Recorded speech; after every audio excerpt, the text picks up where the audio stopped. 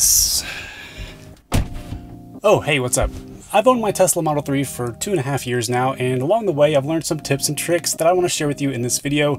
This is my ultimate list of Tesla tips and tricks for the Model 3 and Model Y. A big thanks to Brilliant for sponsoring today's video. Now let's start off with a couple of websites that you should know about that are useful on your Tesla touchscreen. We all know that some video streaming apps like YouTube and Netflix are already built into the Tesla touchscreen, but if you want to stream a wider variety of video streaming apps like ESPN, Disney Plus, and your own Plex server, go ahead and bookmark this site, abettertheater.com. This will let you stream from these sites in full screen mode. Of course, you need to be in park for this to work, but it gives you a lot more options than just the built-in full screen apps that Tesla has. Another site you should bookmark is teslawaze.azurewebsites.net. That's a bit of a mouthful. I'll leave the link in the description below, but this is a cool site that replicates the best features of the Waze navigation app that Tesla's built-in navigation system lacks, such as alerts, road closures, police, and other hazards. It also has a setting that shows you the weather and radar, just in case you are on a trip and want to be as prepared as possible to avoid range anxiety and getting a speeding ticket.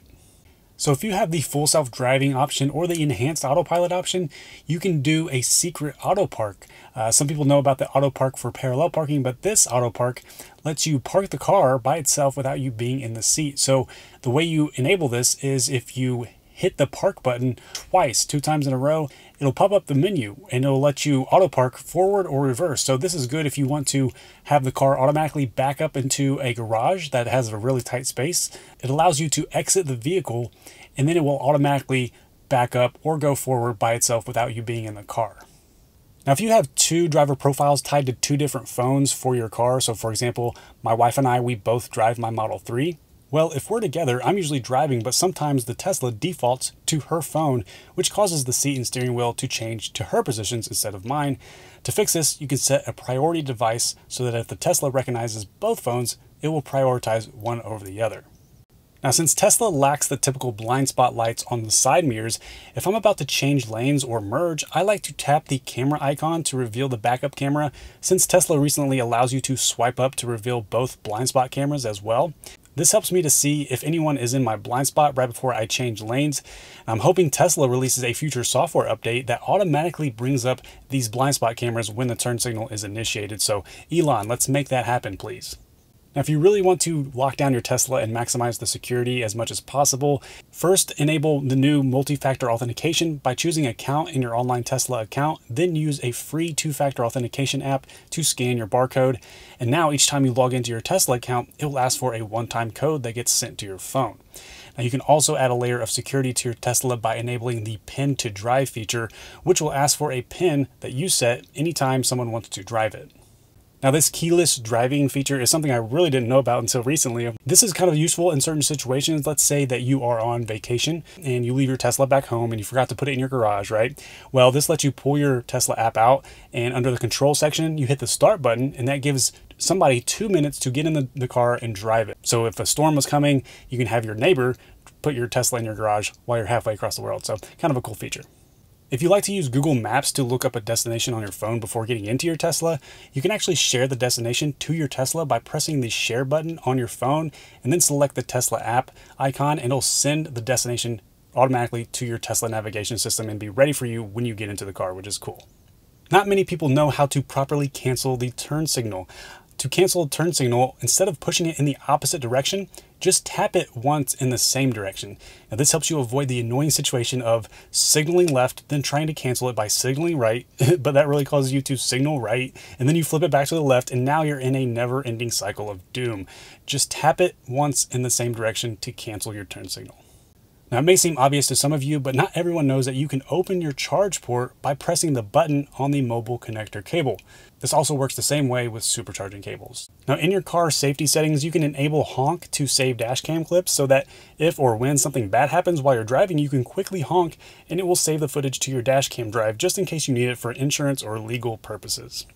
Now, to engage autopilot, we all know to double tap down on the right stalk, but not everyone knows that there are multiple ways to disengage autopilot.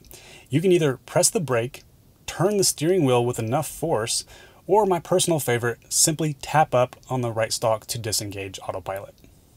To shift into reverse when you're in drive or vice versa, you don't have to press the brake as long as you're going 5 miles an hour or under. So you can easily shift between drive and reverse, which comes in handy when you're doing a 3-point turn or pulling in and out of parking spots. Now, if you're wondering how Tesla can instantaneously change gears while still moving, you should check out the Classical Mechanics course from today's sponsor, Brilliant, which is my favorite place to learn about all things related to science and math.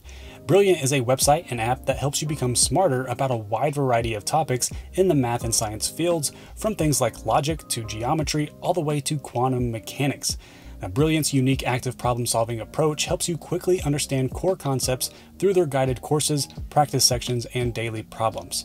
I just finished their course on classical mechanics, where I learned more about the principles of physics, the common language for everything that moves, which is also known as kinematics, and Newton's 3 laws of motion. If you're like me and you love technology and want to learn more about the intricacies that make something like a Tesla vehicle so special, go to brilliant.org/AndySly to sign up for free. Also, the first 200 people will get 20% off their annual premium membership, so click the link below to get started today. Autopilot automatically detects the speed limit zone you're in, and by default, if you enable Autopilot, it will set your speed to that speed limit. But you can actually go into your settings and set it to relative plus whatever miles per hour you want it to, which means Autopilot will automatically set the speed plus that offset over the speed limit. So for example, if I'm in a 65 and I have my settings set to +5 relative, whenever I enable Autopilot, it will set the speed to 70, which is 5 miles over the speed limit. Also, when you have Autopilot engaged, you can tap on the speed limit icon on the touchscreen to set Autopilot to that speed or to whatever offset you have set in your settings. This is very handy if you're the type of person who always goes 5 miles over whatever speed limit it is. If you don't like how loud the chimes and alerts are when driving, you can enable Joe mode, and it will make the audible alerts a little quieter, just in case you have a sleeping baby or a frightened kitty cat in the car. Now, after you've entered a destination in the navigation app, you can actually tap on the navigation title to quickly zoom in or out to see the entire route or go back into the condensed view. This is useful if you want to quickly see the full steps and then go back into the turn-by-turn bird's eye view style. We all know that you can press the right scroll wheel down to enable the voice command feature. You can tell the Tesla to do something. Well, last year they got an overhaul and they added more sophisticated voice commands. So instead of trying to do something on this touchscreen while driving, see if the voice command works for it first. You might be surprised at some of the things that you can do via voice commands. So for example, you can tell it to drive to the nearest supercharger, turn on the seat heaters, you can tell it to set the temperature, you can tell it to open the glove box, and even things like open the web browser. If you didn't know by now, you can insert a USB drive into the console area and your Tesla will record clips from its external cameras, acting like a security surveillance system for your Tesla. But if you want to do it the best way, get the Jeda USB Hub, which allows your flash drive to be hidden behind a magnetic lid so that nobody can easily unplug or steal your flash drive, just in case they happen to break into your Tesla. If you're parking on a steep hill, press and hold the park button on the right stalk for 2 seconds to enable the emergency parking brake. A parking brake indicator will appear on your display and the brake will be set. For fixing issues with your touchscreen or other weird glitches like no cellular connectivity, you can try to reboot the touchscreen by pressing and holding both scroll buttons at the same time for about 5 seconds. It'll take about a minute or so to come back up, but you can continue to drive the car while the touchscreen is rebooting. Now, there are a few ways to use swipe gestures on the touchscreen, which is sometimes more convenient than tapping. For example, you can swipe down or right on the navigate button to quickly navigate to whatever address you have saved for work and home. So if you're at home and you swipe it, it will navigate to work and vice versa. Also, to remove previous destinations, just swipe right on the address to delete it from the list. If you swipe up on the app switcher, it will bring up the last app that was opened. Swiping also works on the music icon, so you can swipe it to quickly move it up or down. You can also press and hold on the fan icon and move your finger left or right to easily adjust the temperature, and the same with volume to increase or decrease the volume level. Another useful way to minimize the music app is to tap the album art to quickly move the music player up or down instead of tapping the music icon or swiping. When you enable climate control and you want to turn it off, you have to press the fan, then press the power button, which is kind of cumbersome.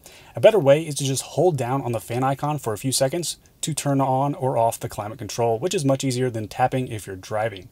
Also, if you enable the defroster or defogger while climate control is off, once you're done with it, if you press the button again, it leaves the climate control on, which is annoying. So instead, you can just hold down on the fan icon when you're done defrosting or defogging to turn off everything, to save you from tapping multiple times and to help you maximize your range efficiency if you don't need the climate control on. Now, the battery's rated range is always displayed by the battery icon, but for a more accurate estimation of your projected range, bring up the Energy app and tap on average range and select 30 miles to see your average range based on your last 30 miles. Now, this helps you make sure you have enough range to get where you're going, especially in the winter. You probably already know that the right scroll wheel can adjust your set speed when you're on cruise control or autopilot. One notch will do 1 mile per hour increment, and then a quick scroll on the scroll wheel will do 5 miles an hour increments. However, when you're on cruise control or autopilot and you manually accelerate up to a certain speed, you can do a quick scroll up on the right scroll wheel, and instead of increasing by 5 miles an hour, it will actually set your cruise speed to whatever speed you're at when you do the quick scroll. If autopilot doesn't detect the hand on the wheel, it will eventually alert you to nudge the wheel to make sure you're still paying attention. But instead of nudging the wheel, you can also toggle or press any of the scroll wheel buttons to quickly dismiss the autopilot alert. As a safety measure, if you open the driver door when the car is in drive but going 0 miles an hour, it will automatically put itself into park to prevent accidental acceleration or rollaway. Now, it's a little scary to try to enable the wipers from the touchscreen when a downpour hits. An easier way is to press the windshield wiper button on the left stalk to bring up the wiper icon on the touchscreen, and then tap the windshield wiper button on the touchscreen. Now, what I would love to see in a future software update is the ability to double press the wiper button on the left stalk to enable the wipers at slow speed, or triple press the wiper button to enable wipers at high speed. This would save us from having to ever worry about looking down at the touchscreen during a downpour of rain. To avoid being alerted by autopilot about grabbing the wheel, try to set your steering wheel and seat position in such a way that you can comfortably rest each of your elbows on either side and rest your hand on the bottom left or right part of the steering wheel to satisfy autopilot while also being the most comfortable. If you have a low ceiling in your garage, you can adjust the height of the Model Y hatch to avoid it hitting the ceiling. First open the hatch, then manually raise or lower the hatch to the desired height, then press and hold the hatch button until you hear a chime, and now it will always open to that height. So that wraps up my Tesla tips and tricks for the Model 3 and Model Y. Did I miss anything? Did I leave something out that you know about? Let me know in the comment section below. Make sure you subscribe if you want to see more Tesla and tech videos in the future, and hit that like button if you enjoyed this video. My name is Andy. Thank you for watching, and I'll talk to you in the next one.